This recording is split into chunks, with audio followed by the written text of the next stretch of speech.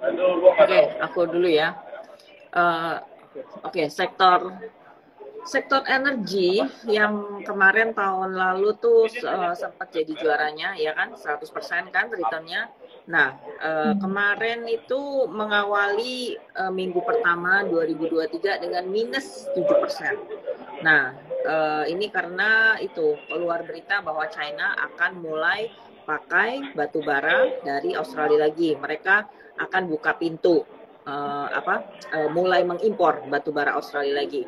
Jadi ini kenapa saham-saham batu bara berkapitalisasi besar kita pada rontok, karena ya yang memang emiten batu bara kita kan kebanyakan pasarnya masih Asia ya, China, Jepang, India. Nah, waktu kemarin China tuh lockdown dan waktu lagi musuhan sama Australia itu jelas ada pasar batubara yang diambil oleh emiten Indonesia. Nah, begitu ini sekarang mau dagang mau transaksi sama Australia lagi, ya otomatis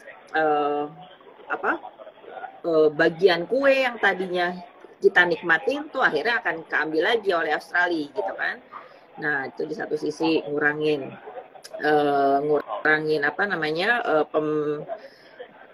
penjualan. Nah, tapi kan di sisi lain China buka border itu berarti porsi kebutuhan mereka juga akan nambah gitu. So mungkin kita jangan terlalu panik dulu ya kan. Kalau dulu itu dia kebutuhannya cuma untuk ya dalam negeri limited gitu istilahnya, tapi sekarang karena mereka udah mulai mau running roda perekonomiannya tuh di kecepatan yang optimal, of course kayaknya demand-nya juga nambah gitu. So siapa tahu emiten batubara kita tuh masih kebagian gitu ya.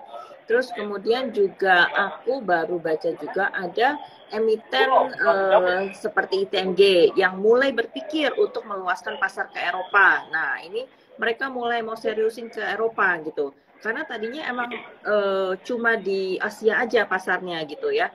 Sejak perang ini belum mereka belum bikin, atau kalaupun ada porsinya persentase pasarnya itu dikit banget lah gitu, nggak signifikan. Tapi sekarang kayaknya mereka mau seriusin karena apalagi karena ITMG punya coal itu yang kualitasnya tinggi, yang paling cocok untuk pasar Eropa gitu. Mungkin ke Mbak Andini dulu.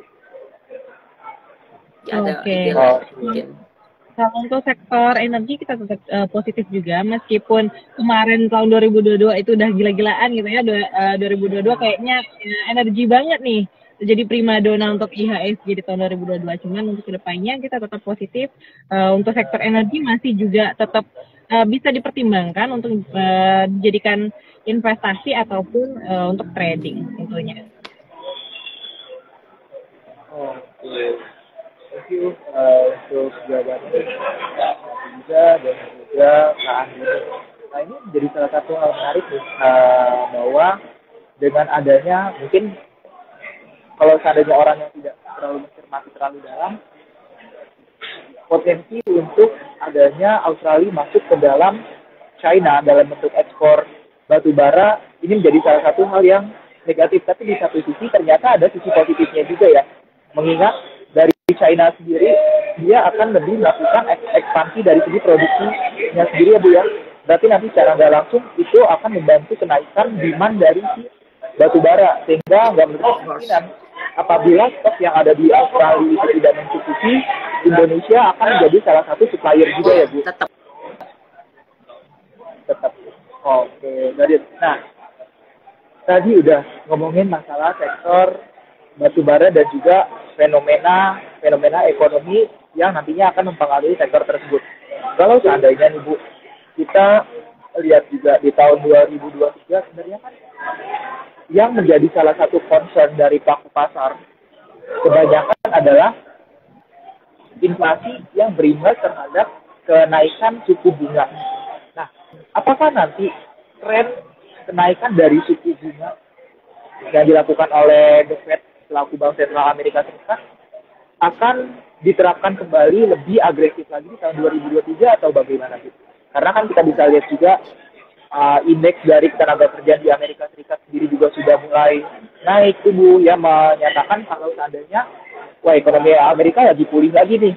Terus juga menutup kemungkinan apabila keadaan ekonominya pulih nanti bisa overheat lagi. Pada saat overheat mungkin nanti di Amerika Serikat melalui bank sentralnya akan mengambil kebijakan moneter seperti kontra dari kuantitatif easing yaitu tapering dan juga bahkan diiringi dengan kenaikan suku bunga Bu. Menurut Ibu bagaimana terhadap fenomena tersebut ke depannya, apakah nanti akan dilakukan atau tidak? Oke, memang The Fed bilang tahun 2023 ini mereka kayaknya masih akan jaga ya tingkat suku bunga acuan itu di 5,1% ya. Itu awal-awalnya sempat bikin surprise buat pelaku pasar. Karena itu kan keluarnya bulan Oktober, November gitu ya statementnya. Sedangkan di September bilang 4,6. Lah ini berarti udah lebih tinggi kan bayangannya. Terus udah gitu sebelumnya juga diperkirain ya pertengahan tahun kayaknya bakal ada rate cut deh gitu. Nah, tapi kemudian The Fed malah ngomongnya lebih hawkish lagi. Dia bilang selama tahun 2023 kita jaga segitu.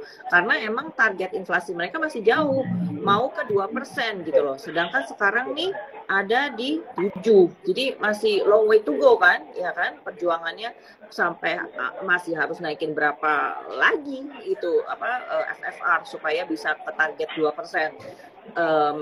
Zona Eropa juga gitu. Berjuang banget tuh, apalagi UK yang sempat inflasinya itu 11%, nurunin sampai targetnya 2%. Nah, entah bagaimana mereka juga harus ngikutin try to keep up gitu dengan langkahnya The Fed. Itu masih akan jadi berita global ya yang berkutat. Tapi di satu sisi kita juga ngikutin nih data makroekonomi yang keluar. Seperti tadi kamu bilang, data tenaga kerjaan masih kenceng ya. Jadi The Fed merasa wah ini kalau nggak kelihatan ada kontraksi pada pertumbuhan ekonomi ataupun data tenaga kerja ini masih ketat, kayaknya sulit buat mereka untuk ngerem laju kenaikan suku bunga itu, apalagi motong gitu. Nah tapi ini mulai kelihatan pembacaan data-data ekonomi seperti PMI di Inggris itu mulai turun. Nah kemudian juga non farm yang terbaru kemarin minggu lalu, non farm payroll Amerika juga agak turun dari previous periodnya gitu. Unemployment rate memang masih di sekitar 3%, 3,5%, sorry. Terus non-manufacturing PMI itu juga ada tingkatnya turun juga dari sebelumnya. Nah, ini jadi mulai ngasih lihat ternyata nih obat inflasi tinggi yang merupakan menaikkan suku bunga itu mulai ada efeknya gitu. Jadi ekonomi terlihat mulai terkontraksi. Nah, akhirnya mulailah muncul harapan lagi bahwa mungkin di pertengahan tahun ini The Fed bisa akan ada rate cut gitu ya. Nah tapi hal kayak gini on and off gitu. Mau nggak mau kita harus ngikutin data ekonomi yang keluar ya Bu ya. Nah apalagi minggu ini yang ditunggu-tunggu adalah CPI-nya Amerika. Nah CPI Amerika hari Kamis nanti akan keluar, ini yang lagi dipantau banget gitu. Kemudian data ketenaga kerjaan itu juga penting banget untuk menentuin consumer spending. Nah, karena kalau logiknya kalau orang masih banyak yang cari kerjaan dan yang punya pekerjaan itu juga makin banyak, artinya orang masih punya duit untuk belanja ya kan, dan oleh karena itu ya tingkat inflasinya nggak bakal kemana-mana gitu. Masih terus tinggi alias inflasi yang tak berkesudahan gitu. Nah demikian ujung-ujungnya kembali The Fed harus berdana hawkish gitu.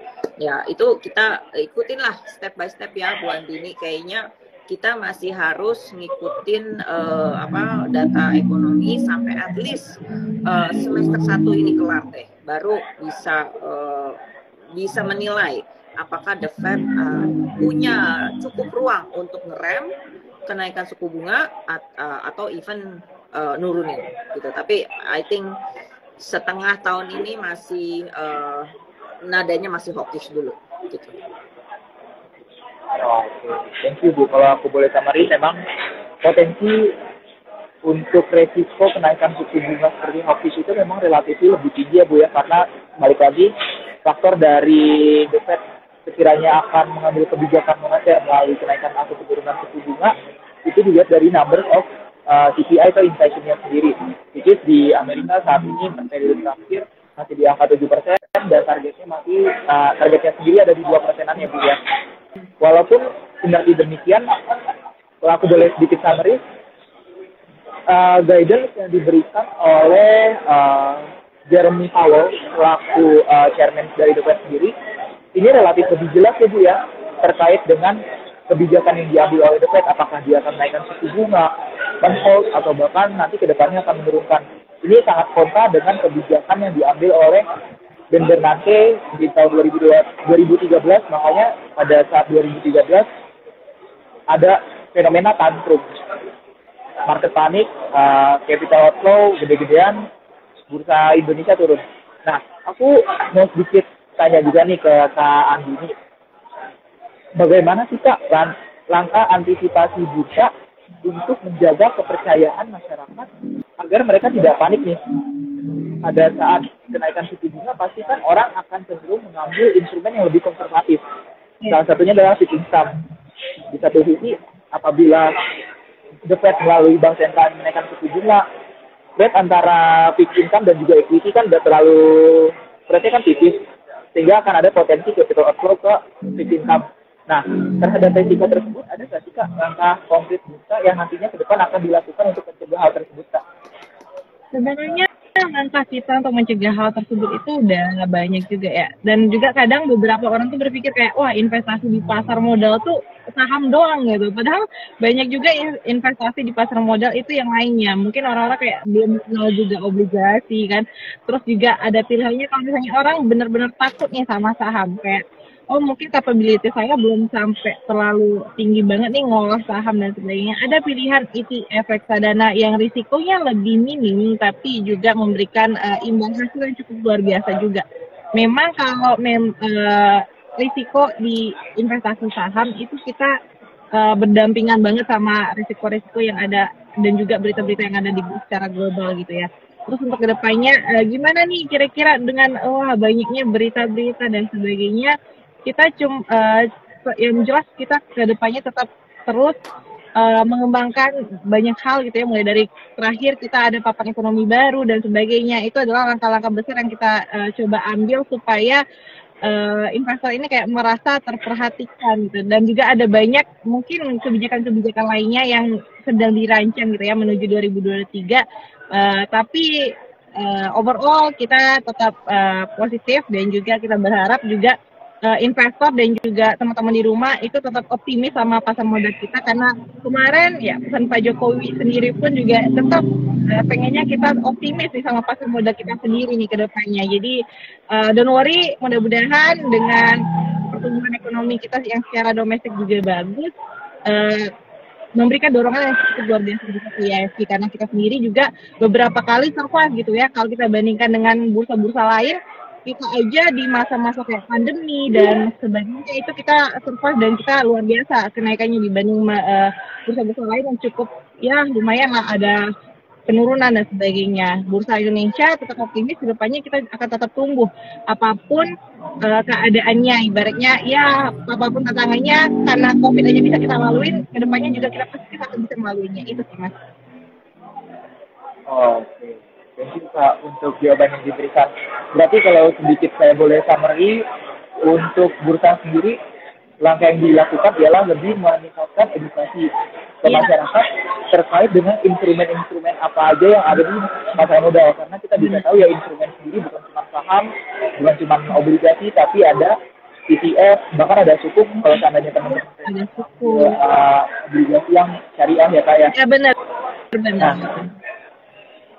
Nah, oke, nah ini menarik nih Bu terkait dengan dan juga Kak Dini terkait dengan IHSG. Nah kalau seandainya kita bisa lihat sendiri ya, Untuk pergerakan IHSG per hari ini terapresiasi 0,06% di level 6.688. Kita bisa tahu juga kalau seandainya untuk segi value transaksinya di bursa masih relatif nggak seramai biasanya. Biasanya kan kita bisa lihat ya, transaksi di bursa harian itu di atas 10 triliun, sekarang hanya di 8,44 triliun.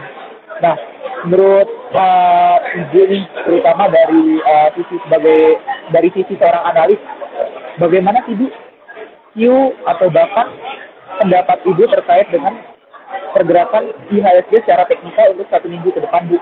Kita kan juga pengen tahu nih, potensi dari IHSG itu untuk 1 minggu ke depan seperti apa sih? Lalu di satu sisi kita juga pengen tahu faktor-faktor atau sentimen apa aja yang sekiranya masih menjadi konsentrasi pasar untuk 1 minggu ke depan, Bu. Oke, coba kita lihat IHSG selama satu minggu ke depan. Nah, penutupan berapa? 6688. Oke, 6688. Iya, 6688,26. Titik tertinggi hari ini di sekitar 6726. Nah, itu 6730 bakal jadi resisten terdekat kita. Secara in overall ini memang masih dalam fase bottoming ya. Kemudian juga cenderung turun. Volatilitas pastinya masih tinggi. Jadi jangan heran kalau kita harus kembali uji support itu di sekitar 6650 sampai 6600 ya. Masih ada potensi ke arah situ. Tapi mudah-mudahan pola yang lagi dibikin adalah bullish reversal alias semacam double bottom gitu ya. Nah, baru agak lebih tenang kalau kita bisa sudah melewati 6730. Kemudian next target ada di sekitar 6.800, lalu bertahap menuju ke 6.900, 6920 sampai 6950, 6960 gitulah ya. 7.000 nih kayaknya bakal jadi level psikologis banget deh. Jadi banyak perjuangannya ke situ. For quite sometimes kita masih main untuk range minggu ini. Kalau kita bisa sampai ke 6.800 saja tembus gitu, nah itu udah cukup oke. Supportnya jangan lupa dipantau 6.600 masih ya. Kemudian yang jadi sentimen pekan ini ya memang masih sekitar data ekonomi. Itu CPI Amerika nanti hari Kamis. Diperkirakan inflasi intinya masih naik sih ke 5,7, itu konsensusnya gitu. Tapi inflasi tahunannya udah mulai turun ya. Terus udah mulai juga keluar laporan keuangan perusahaan di kuartal 4. Dari benua Eropa juga, dari zona Eropa maksudnya, juga akan dinantikan minggu ini seperti GDP Inggris untuk bulan November dan estimasi pertumbuhan GDP tahunan Jerman yang diperkirakan memang masih terkontraksi dibanding tahun lalu ya. Udah gitu ada macam-macam data lain seperti industrial production, trade balance gitu. Dari Asia, nah negara tetangga kita tingkat inflasi Jepang nih yang jadi perhatian karena dia aja di tingkat 3,8% merupakan yang tertinggi selama 4 dekade ya. Apakah Jepang bisa juga mengendalikan inflasinya, itu jadi perhatian. Terus kemudian masalah perang itu tadi ya, kan kemarin mereka ada gencatan senjata karena ada Natal Ortodoks tanggal 6 sampai sama 7 kemarin, Natal Kristen Ortodoks. Nah, tapi dari nada-nada suaranya nih antara Putin sama Zelensky kayaknya masih perjanjian damai itu belum lah, masih jauh lah gitu. Dua-duanya masih gengsi, egonya masih tinggi gitu. Ya kita lihat aja deh kemana mereka akan berjalan gitu ya.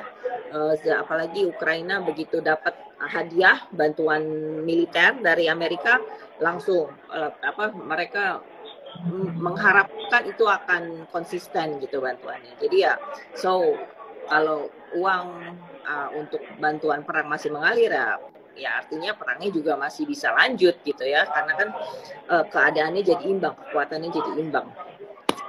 Terus next, COVID. Nah, angka COVID ini juga jadi perhatian apalagi di China. China mau buka border itu resminya 8 apa 10 Januari ya. Aku agak lupa tanggalnya. Kalau 8 mah udah kemarin. 10 mau buka border. Berapa sih resminya? 10 ya kalau nggak salah. Nah, Iya. 10 Januari menjelang nah, oke.